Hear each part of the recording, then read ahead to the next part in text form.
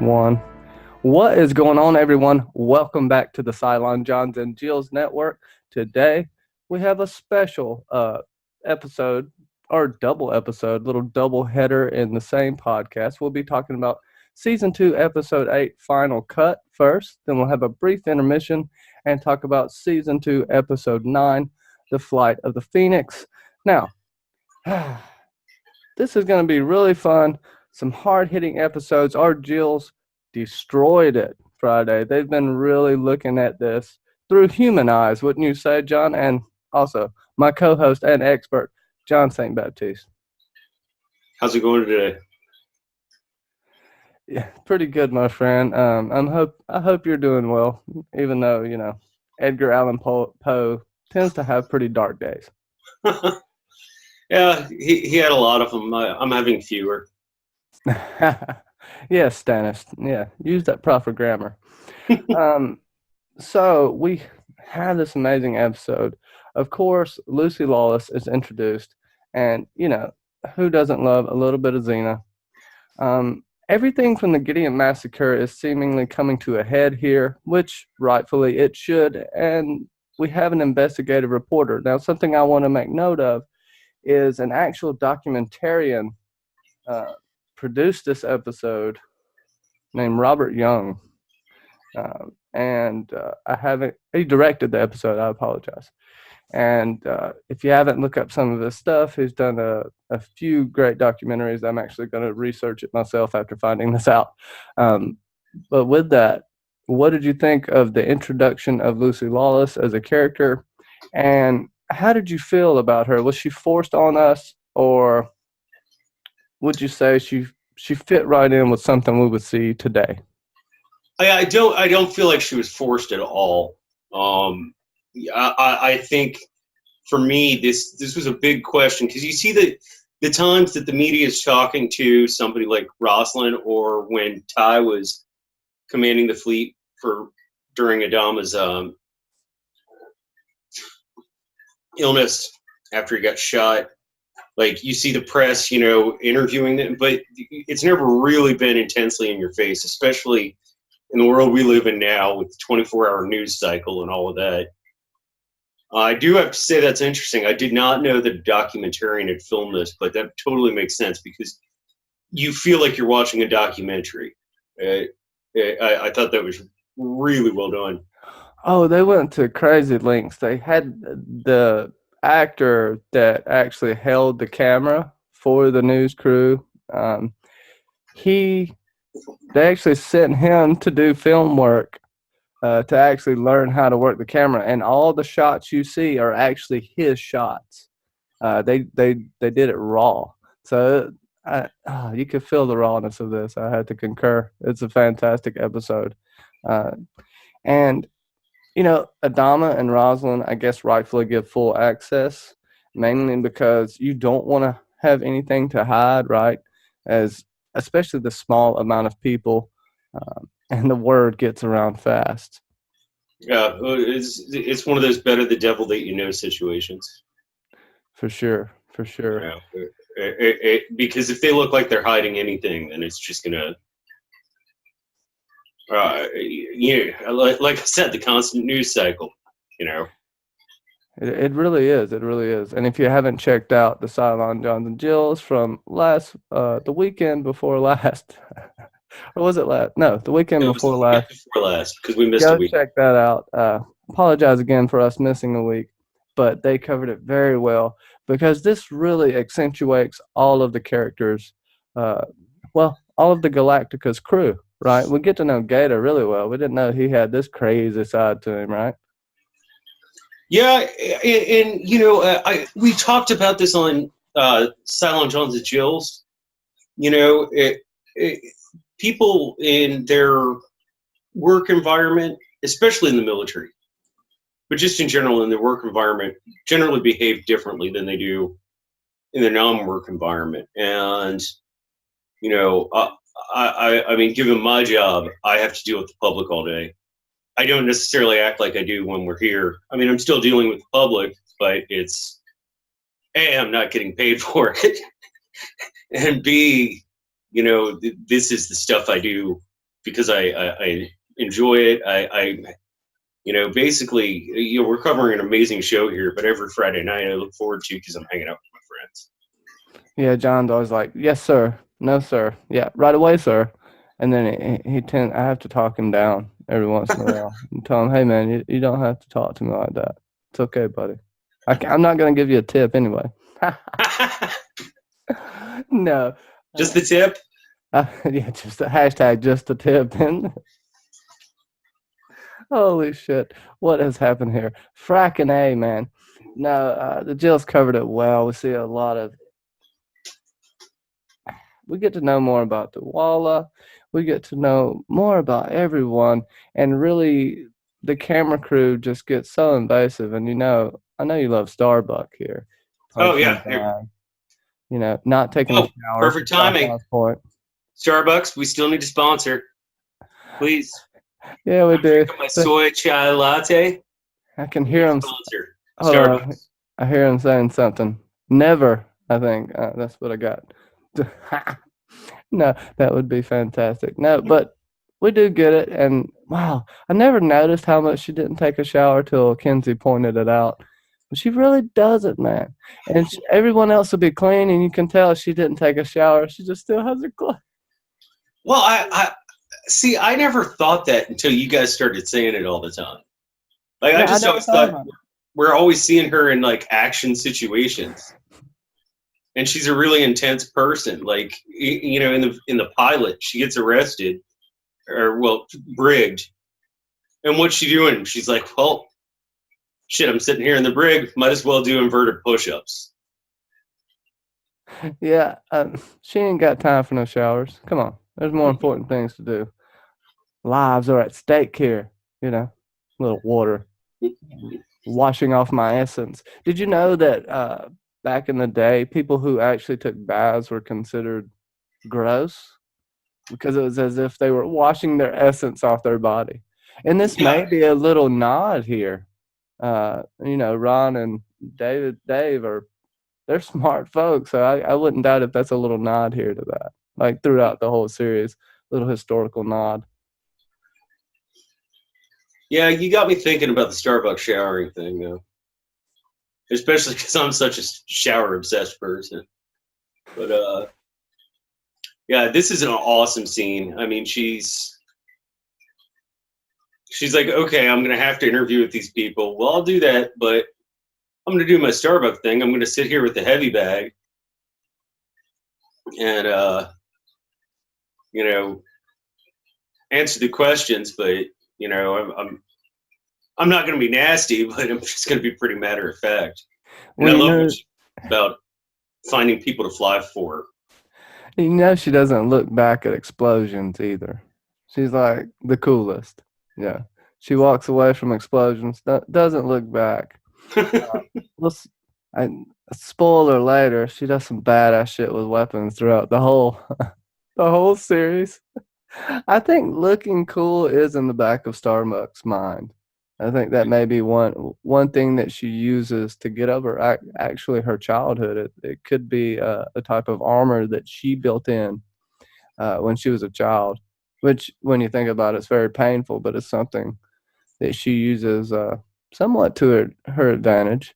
That wanting to be loved, that wanting to be admired feeling, wanting someone to be proud of you. You can really see that. I don't know how this turned so somber, but this is Starbuck's character, and that's what's so beautiful about it, in my opinion. I agreed. Yeah. You know, just so far in the show, we've learned so much about some of these characters, and in this episode particularly, we do during these interviews. You learn a lot about the person's character and so forth. See, she looks clean there. Yeah, she's clean, relatively speaking. She took one of them dry baths. But she could have took a bath there. She does look clean. But when everyone else is in towels, she's already pretty much got her clothes on and her hair's dry. But she could have got in there before everyone else. Kenzie will probably disagree with us, but we got to defend her a little bit. Here's the famous scene that took like 15 minutes of the show on the previous Friday up, talking about this scene because, well, you've got the shot right there. Yeah, I guess I'll move it away so they don't just pause it here when they're rewatching. Um, we get a little bit of Baltar this episode, not a whole lot. Um, what we do see is, I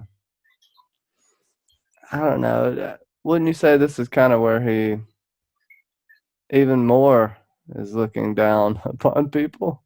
And like, you kind of wonder what the hell he's planning because he has a long game going here. I can't really get into it, but Yeah, he is, but still, I do love how Six calls him out on feeding his own vanity. Like, he's walking around this whole episode. It's kind of funny, and only James Callis could pull this off. Like, hey, I'm the vice president. Like, you can talk to me. I've actually been on the news before. You can talk to me. yeah, come, please, please. But it's akin to his character, and hey, if you're really paying attention to everything Baltar's doing, there's massive foreshadowing there. Go for it, Jules. Hashtag teaser. But when we're watching this, they're going through everything, and they actually let the documentary crew in the CIC. Was that a fatal mistake? I mean, I know hindsight is 2020, but what do you think about that? Right. Yeah. In hindsight, definitely. But at the time making that decision, I think it was probably a good decision to make. Yeah, as we were talking about the transparency and everything. Yeah, they kind of want to Like, this is what we go through. They want to humanize themselves, right? Yeah, and just show like, hey, you want to sit here and criticize us all the time. Like, this is what we go through every time. You're sitting on your ship, terrified, but you're most likely, going to get out. You're waiting for the FTL drive to spin up and then jump. This is what we're going through. Yeah. While we're letting you have your FTL drives spin up so you can jump. Like, this is what we're doing. And so I think that's the big reason they were like, yeah, come on the CIC, especially if it's combat situation, sure, get up here. Because we want the fleet to see this so that we're appreciated.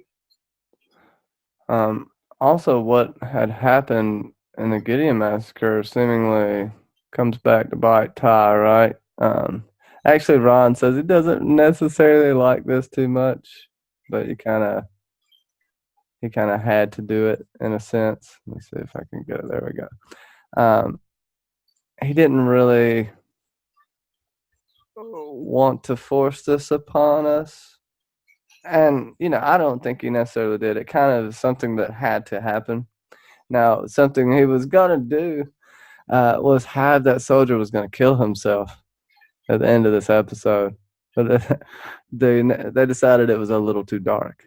Even though, the pain the soldier, I mean, you can relate to him. Like I wasn't mad at him for what he did to Ty, is the thing. But like his way of thinking, he was coming from it from a skewed angle. But I can't say I'm mad at him. Now what he did, he put Ellen in danger. You can argue whether she's innocent or not, but Well, I don't know. I guess technically you could say she's partially responsible for the whole situation that's called the Gideon Massacre. Yeah, egging him on, goading him. Yeah, I mean, yeah, it didn't feel forced to me, and I thought it was, I thought it was well done, and yeah, I certainly can. I empathize with all characters involved. I think this is a situation where nobody's right, nobody's wrong, but nobody's right, if that makes sense. Like, you have to take things from each character's perspective. Like that's good storytelling. You feel things from each character's perspective. Mm. That's It's very true.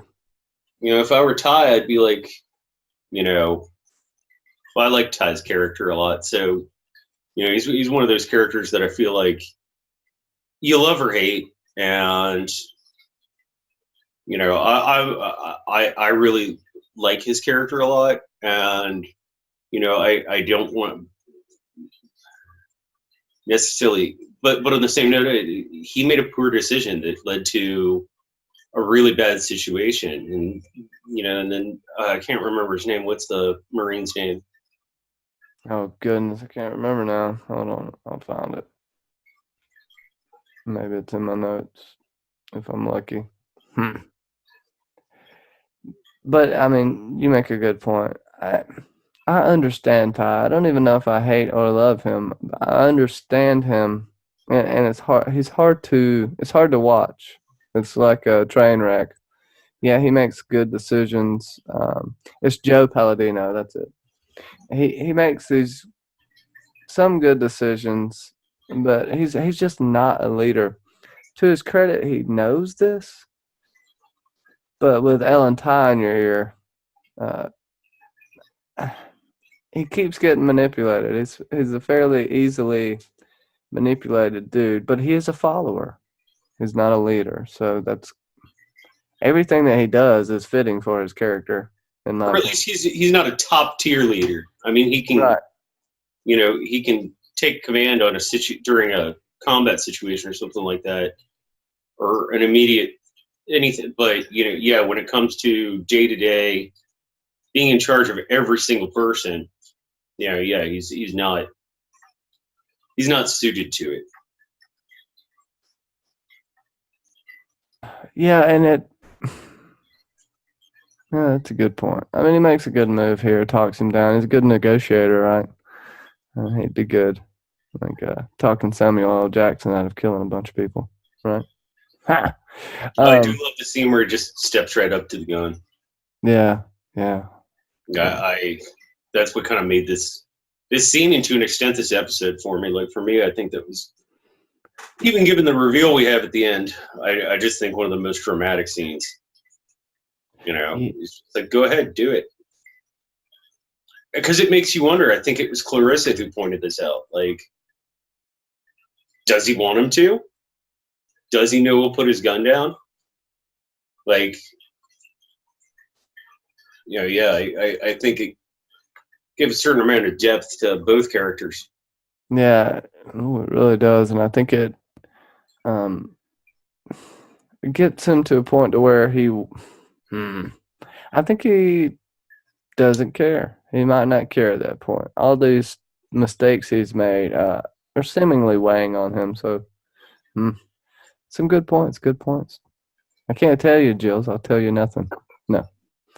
I And will we say, get and I can tell you, I think Sultai just has so much guilt, not just about this, but about a lot of things that have happened.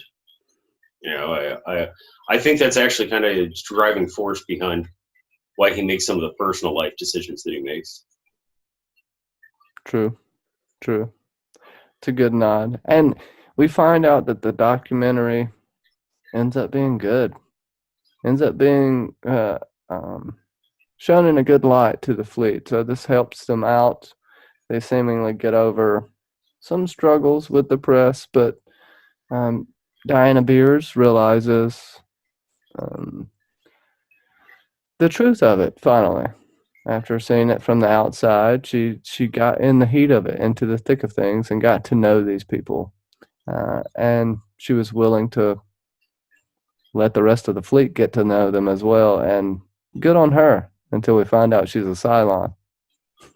Now, did you think she was a Cylon, like, at the beginning of the episode, the first time you watched this? Yes. And then I was like, throughout the episode, they made me think she wasn't, right? Like I went back and forth. And I was like, well, they're just going to introduce every new person to Cylon. But the Right, way because they we just did had it, someone on the farm a couple episodes ago. yeah, and the way they did it was pretty good because before, when you first see it as well, you're still not sure that she's a Cylon. They could have got the signal while the Raiders were there, right? That's why Uh, the Raiders were there. exactly. But they didn't necessarily need the other sideline to get the signal that possibly could have been picked up with the virus, right? Right. Somehow. So I wasn't necessarily thinking she was a Cylon at that point, but the reveal was good because you have another person right there in the mix, and it's Lucy Lawless. She Yeah. will be Xena at some point. Spoiler alert: she will be Xena at some point in one of these episodes. She will take the arrow of Apollo and shoot it through the heart of something. All we're talking about on if you go back and look at the live chat from the Cylon Johns and Jills about this episode, we were talking about how actually Battlestar Galactica might be a prequel for Xena. Yeah, it may be. Lords of Cobalt. Yeah, I can't say any more than that because I feel like, but yeah, that hey, just check that out, Jills. This is Um, spoiler free. did you think that? I mean, we have them watching them. Uh, basically, they're spying on them like Big Brother in a sense, and know every move they make. So if they wanted to wipe them out, they could. But as the Jills have pointed out, of course, they're keeping them alive. At least, why are they keeping everyone alive? That's the point. You know, they want to maybe keep the baby alive, right? Right here, you kind of I mean, figure maybe. I think that the fact that they're sitting here in the movie theater and they're, you know, gushing about this baby says that yes, they want to keep this baby alive. And as it says at the beginning of every episode, and they have a plan. Yeah, they're seemingly or leading or following them wherever they go. You could look at it both ways. That's something for the Jills to figure out whether or not they are the ones setting this up. Is there actually a God? Is this something that is just based in belief? The Cylons have their God, the humans have their gods. Um, does what does their union mean? You know, all this and more you'll find out when you watch the episode. Yeah. I hate being such a tease, but I kind of have to. But we can't really get into it yet. Of course, when we're done, we can go crazy on it. Um, Oh, of course, absolutely. the Jills, Clarissa, Mackenzie L. Burns, Bobby Catalano, Amy True, Julianne 89, Clarissa Thompson. They are all fantastic, and we'll get Julianne on soon. Um, also want to point out that they're brilliant and they're right on the money. I think you had a message for them about how they viewed certain stuff. So are the Jills looking at this through any particular lens? Yeah, I think they're looking at it through a human lens and a human perspective. It has to beg the question, especially when you're watching this particular scene. What's the Cylon's perspective? Why are they doing what they're doing? What is this plan? Why is that baby so important? This whole episode, to an extent, has been about walking a mile in someone else's shoes. So, mayhap, and this is a little bit of a teaser, but you might want to look at certain situations the way it would be perceived by the Cylons. Would you agree, Johnny? Yeah, just try to step back a little more objectively and look at it through a different filter every now and then. This episode, like you said, completely accentuates that and maybe gives you some clues for later. With that, we will wrap up this little episode, which we enjoyed thoroughly. Definitely check out the week before last. Anyway, I'll have it linked at the end of this. Don't you worry. And Season 2, Episode 8, Final Cut. One of, at least Ronald D. Moore's favorite ending, maybe my favorite ending of the whole series, just because of the questions and how it leaves you there.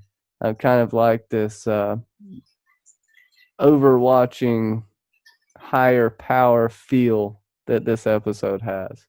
And the next one is just a complete different feel, and we're getting thrown right into the fire with Flight of the Phoenix, pun intended, um, and it's going to be fun. Would you like to tell everyone out there watching today a little tidbit and your final thoughts on Final Cut, and we'll go to a cheesy intermission time. All right. Well, if you have not happened to have watched Flight of the Phoenix yet, and we had not because of Cylon issues, mine involving itching in strange places, and Johnny's involving houses getting yanked up into the air. My teaser was going to be teach your children well, their father's hell will slowly go by.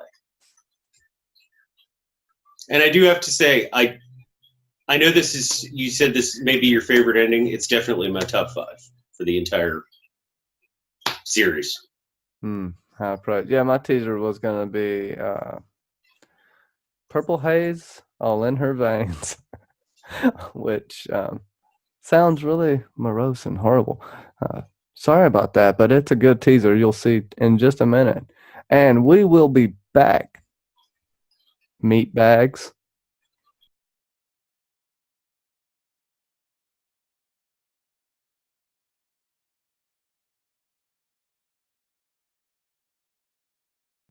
What is going on, everyone? Welcome back from our cheesy intermission. I hope you enjoyed it. Don't know what's there, but it's probably making fun of myself or John.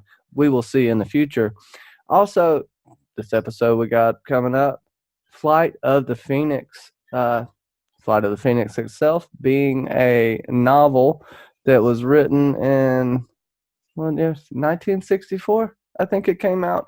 And it's basically about a plane crash, and these people try to rebuild a plane from the wreckage. So this is very apropos for the episode. And what John's about to read you from Tyrrell, that's about little Tyrrell's love here. And also, just if you don't know what a phoenix is, an Egyptian animal of lore that goes through its life cycle. Once it dies, it turns to ashes and then is reborn. So that's another little apropos thing for the episode. Also, we have the blackbird, which we all know what the blackbird is. Don't want to talk about it too much. May get in trouble by Big Brother. So, John, how's it going, man? How was your intermission, sir? I was good. I got a few things done, and now I'm back. Awesome. Just like a Cylon model. Straight, direct, to the point. It depends on which Cylon model. Some of them are pretty convoluted. And some great dramatic pauses. But he does have a little thing on Tyrrell here, an article to read, which I think is pretty funny. And I'll just let you take it from here, John. Okay, thank you. So I found this when I was researching this episode. A man named Jacob Clifton, who is with, I'm supposing it's a website. He's a journalist called Television Without Pity. Here's his quote, and this is just a paragraph, so I'm not going to read to you forever or anything. But you've got this show about man versus machine, and they're both using machines in the conflict, right? But then you've got a man, Tyrrell, in love with a machine, Boomer, mourning that relationship using this fourth machine, the unserviceable Viper, and then attempting to remedy the non-machine void that the romance has left in him by building a fifth machine, the Blackbird, which itself becomes a symbol of the future of the fleet, not to mention a tribute to a completely unrelated person, during all of which the big machine they all live in, Galactica, becomes a traitor, and they can only be saved by the original bad guy machine, Sharon, who's now a POW and having a human machine baby. I'm dying. I mean, I love it because of how many walls. He broke through like 15 walls. Just That's a damn good. A, it's a very well written paragraph, but B, that sums up this episode pretty well, and maybe a few other things. I mean, it really does. Read that into that what you will, Jules. Also, if all of our first time watchers, be sure to check us out at 9 p.m. Eastern every Friday. Boom! Dropped it. And lunchbox giveaway. Shout out to Catherine Harding, too, by the way.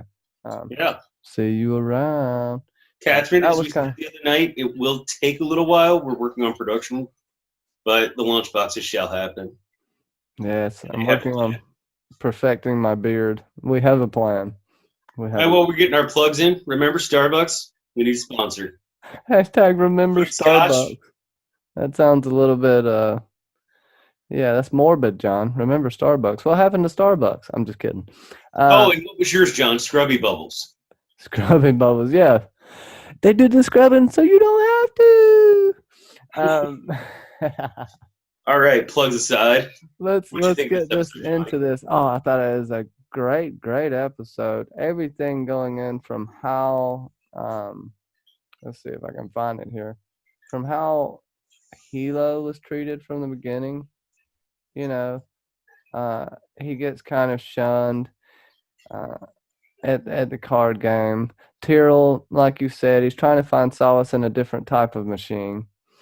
Uh, this kind of breaks down that little love triangle. This is Boomer. This is love.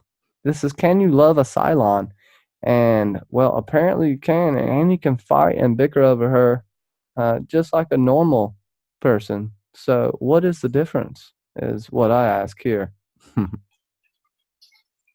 Well, yeah, and I don't even think that's what they're really fighting about.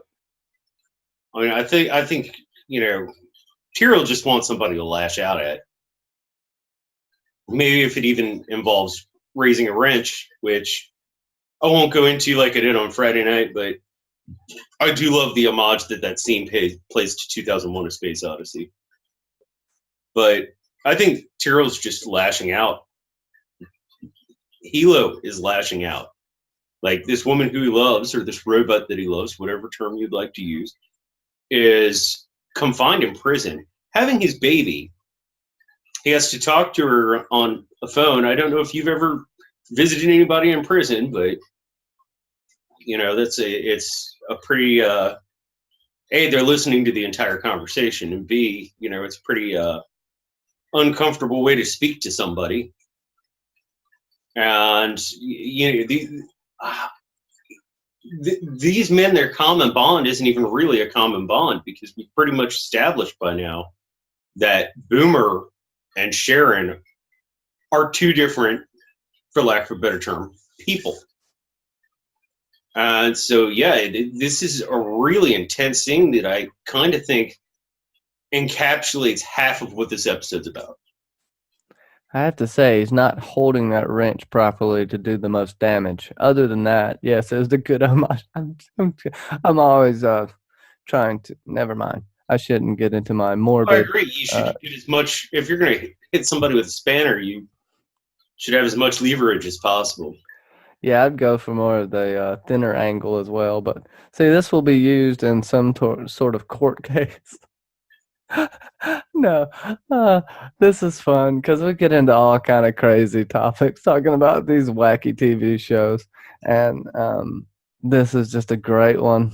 And the fact that you know, like you said earlier, they're kind of fighting over her, but also fighting over their frustration.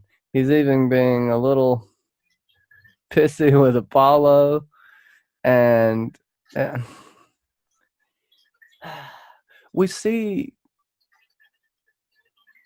like you said with the article, the only person they can really turn to is her to save her. Now, was this their plan the whole time? And it's something you have to ask yourselves. Well, what were the Cylons planning every single bit of this situation, or was it God or the gods? That's kind of a question to ask. And go ahead and entertain these folks while I go tend to the hellhound that is James Franco. Well, some things that get touched on here. What I think is really cool about this episode is there is a lot of development about interpersonal relationships between characters, and the last episode was about defining the characters who are in this episode, where this gets more into the interpersonal relationships that the characters have with one another, which I really, really liked. Also, getting back to the whole thing that I was talking about with that quote, it's interesting that we're getting this development where the lines are kind of getting blurred between Cylons and humans. I mean, if you have not felt a moment of sympathy for a Cylon character who is in the show by this point, I don't think you ever will. We had a lot of Gata development last episode. We come back this episode, and Gata's acting like he does on the ship. When he's at duty, he behaves in a certain manner, and when he's off duty, he behaves in another manner. And I think that's a testament to the way a real person is. No, he really does. He doesn't let his personal life affect his job, unlike a lot of people. Unlike some of the great people on here, they let their personal life affect it. In fact, I'm giving Gata my acting chops for this week. Yeah, he did have some great acting chops, and the fact that Ty tried to also blame him for this virus as well, I think is pretty funny. Right. Ty doesn't know about this, but he has to get mad at someone, I guess. He feels like he needs to reprimand someone at all times. That's one thing I can possibly criticize Ty for. He always looks for someone to blame it on. Not even if something's his fault. Just if something happens, he needs someone to bitch at. I guess to kind of have some kind of conflict resolution in his mind. Does that make sense? Yeah, basically to have some sense of control in an uncontrollable situation, whether it's his fault or not. And in this case, yeah, he was the one who made the call. He was the one who made the decision. He should be owning up to it. He actually, yeah, I do have a person on the inside, and it's Adama's idea to go with Boomer here, which is stunning, but also super smart. And he's not bringing emotions into this as well. Adama sometimes, every once in a while, will let emotions affect him, right? As far as duty, his work goes, but not often. And right here is a good case of it. He sends Hilo down there to talk to her. Yeah, and also, in the mark of a great leader, Adama knows that he can't emotionlessly make this decision, so he goes to President Roslin and says, "Hey, I need your advice on something." I think that shows quite a bit about his character And his character. Yeah, how much he respects her as well. They've taken different paths to get to the same location right now, which is beautiful in and of itself. And who's that thinks they think Rosalind and Dahmer are gonna get together? Well, they only got a couple weeks. Yeah, this is true. I think less than 4 weeks to live. And I'm trying to remember who said that. I want to say it was Mackenzie. Because we asked about who everybody's ship was on the last episode, and I think that was Kenzie's. Yeah, so it's a good one. I could see it, but hey, they're gonna have to get busy. Somebody's was Apollo and D's. I think somebody's was Apollo and Starbuck. And then somebody's was Adama and Roslyn. Well, if you just say Apollo and any woman, and you say Starbuck and any male, besides father figures and mother figures, whatever, aside, they might get together at some point. I can't throw that out. They are the popular kids. And actually, originally, during the development of season 1, Ron and Dave had thought about developing an affair between Apollo and Rosalind. Oh, I could see that. I could see a little sexual tension there. Yeah, they kind of let it go. You haven't really seen that since after the first few episodes, but if you rewatch the first few episodes knowing that, you can kind of see that they were at least considering going in that direction. I mean, it seems like Apollo and D are what? I mean, that's almost 99%. Like sexual healing. Oh, anyways, you know what I mean. Actually, dealing with the chokehold. Wow, Johnny, that says a lot about you. Yeah. Well, that says a lot about D. I guess some rough. They both like it rough. I mean, Apollo doesn't. Honestly, Apollo doesn't. He feels something, but he doesn't know what to feel. It's confusing for him. I can imagine because he has feelings for like 3 different people at this point. The feelings for Kara are more of a family thing that may develop into something. There's a little bit there for sure. There was that kiss. And yeah, there's definitely the kiss, but then you got the chokehold here, which I guess let me move it for a second before it gets. In the words of Neil Gaiman, at the end of the day, we all have our kicks. Oh look, she's getting a little choke action herself. Yeah, this is if this doesn't happen, they just made the heart shake for no reason. You know what I mean? So I mean, they touched on so much with us, but we have something coming together to make the Blackbird. Right, this is a big deal because something we've seen throughout the past couple of episodes are the crew has had no time to relax, has had no downtime other than like cards and shooting shit. And this is something that they can come together and be a team, but not have their life on the line while doing so. And a good distraction to not be able to think about what the hell is going on. Even though in the end, I think, this is for the purpose of what they're doing, but when you're so caught up in work like that, it's hard to think about other things. Getting attacked by Cylons every 33 minutes and all that. Right. Also, I think another thing that's developed is leading up to essentially the last episode. We've been focusing on divisions between people in the fleet, and I think from here it's kind of showing, what Adama said. We're getting our family back together. I think that's really showing here. Like these people, this is their off-duty time, and this is how they're spending it. I mean, it's significantly more productive than playing cards with a deck that has bends that people can remember and, just, shooting shit, drinking, like bootleg booze. Isn't Tyrrell making booze? He can buy parts for the damn thing, if I'm not mistaken. It's going to great lengths, but Ty makes sure he grabs him some before he leaves. You can't let some good booze go to waste. And as we've seen, Tyrrell knows what he's doing. Also, with the Rosalind thing, the unveiling of it, I did like the test. We talked about the test a good bit Friday. Mm-hmm. But it was fun. Also with Boomer going in and basically wiping the virus. Now we throw this out there. Sharon, sorry. I would throw this out there for the Jills to think about. Could the virus do something to her in the future? Where did the virus go? Did she just delete it? That's something I want you to think about. Absolutely. You never know. Also, let me see.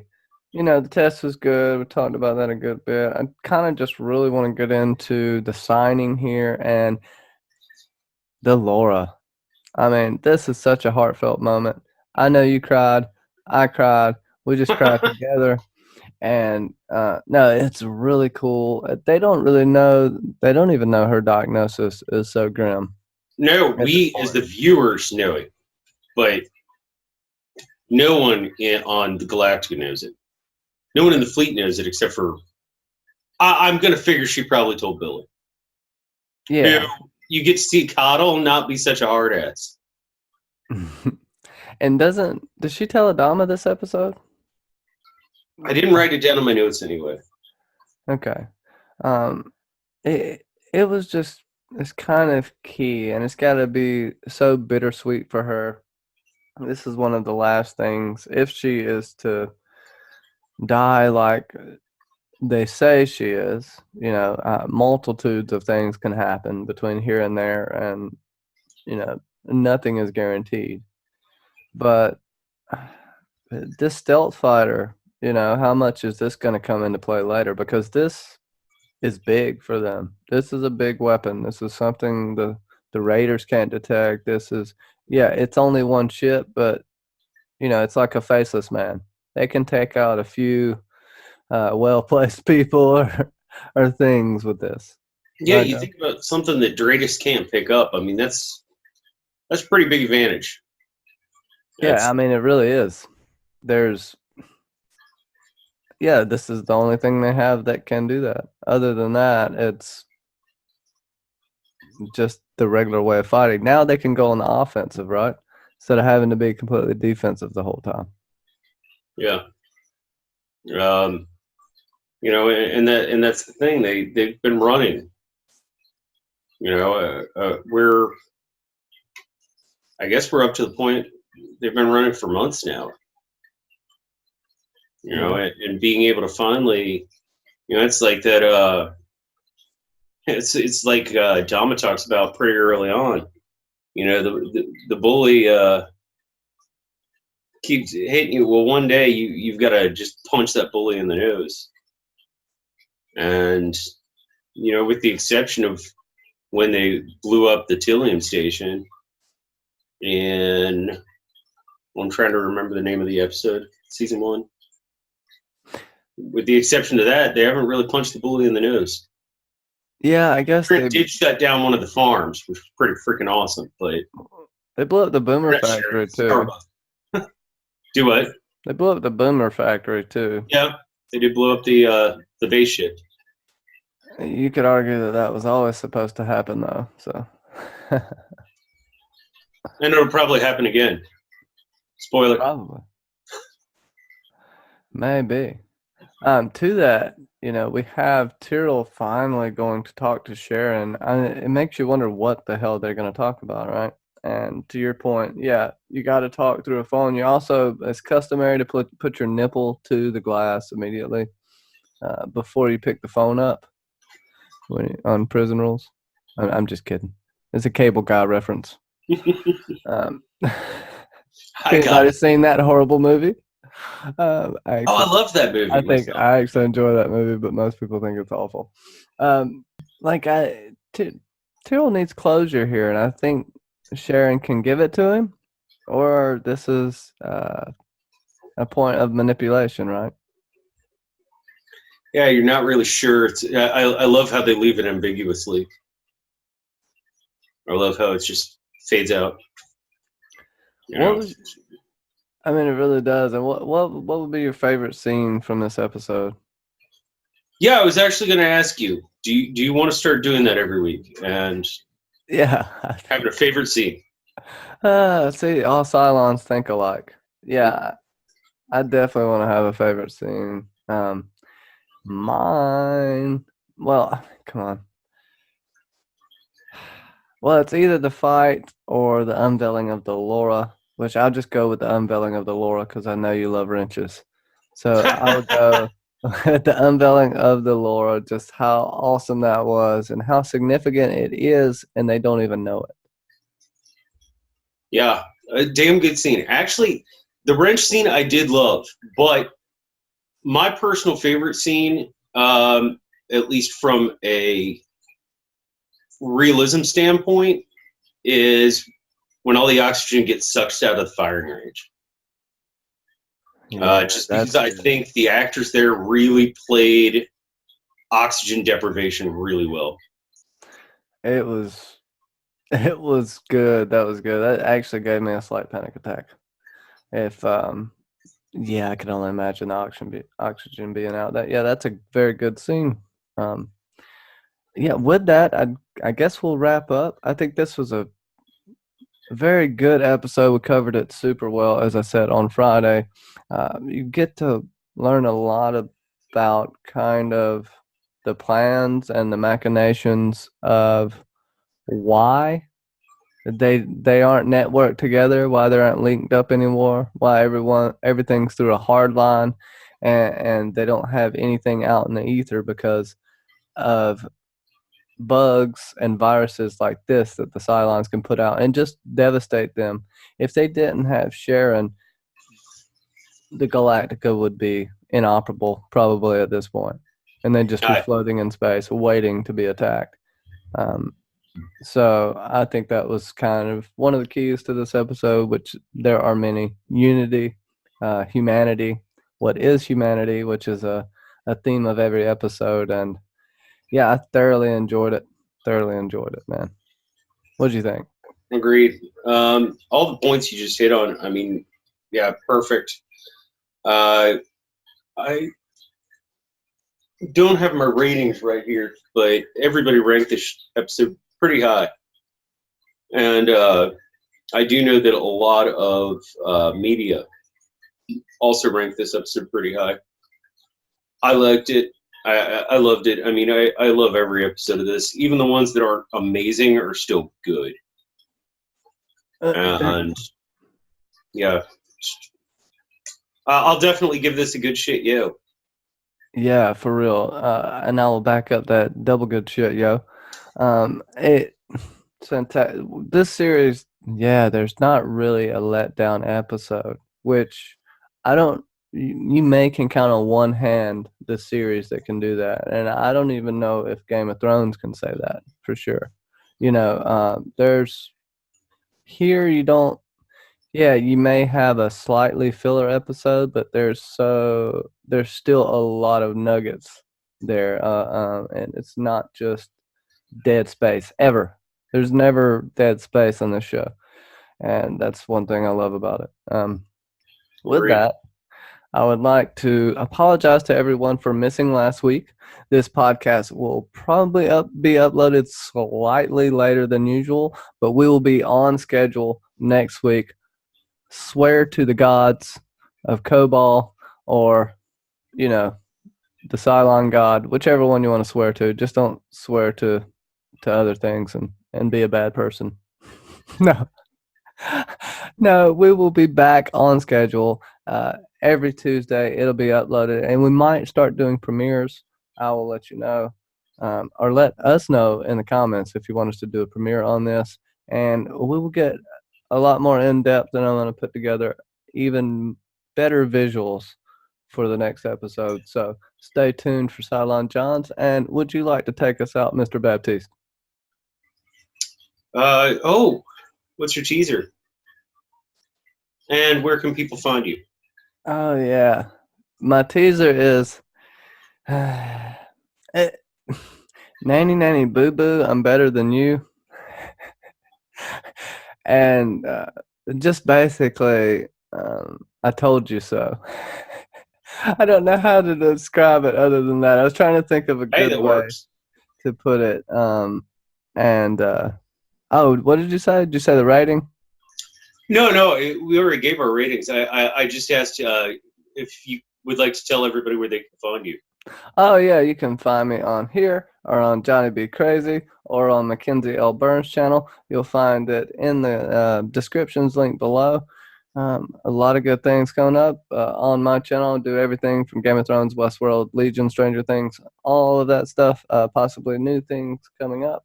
Episode Club every week with Mackenzie L Burns and the Quickies of Ice and Fire. You can't forget about those. They come out every Sunday at 1 p.m. Eastern. With that, I'll throw it to you, John, because I have so much stuff to plug. Let's see. Plug really quick. I'm Music Makes People Come Together on Twitter. You can find me at my own channel, John St. Baptiste, on YouTube, and that's where you can find me on Facebook too. My channel is essentially about music, but we are starting weekly reviews, live chat about American Gods as it goes on. Otherwise, I have a video that by the time this is up, this week's playlist will be up, and I hope you check that out. I made it specifically for this man right here by request. I hope he enjoys it. And my teaser for this week, I always go with song lyrics, is at 5 o'clock, they take me to the gallows pole. The sands of time are, for me, are running low. Yes, dark and morbid. Yes, Edgar Allan Poe always comes out at the end. They are actual song lyrics, so don't think he made them up himself. He likes to take credit. No, I'm just kidding. That's Maiden. But with that, I would really like to thank you all for coming out, and so would this other John, and we are the two Johns. Together we make The the Cylon Johns, and we actually did it one time. So say we all. So say we all.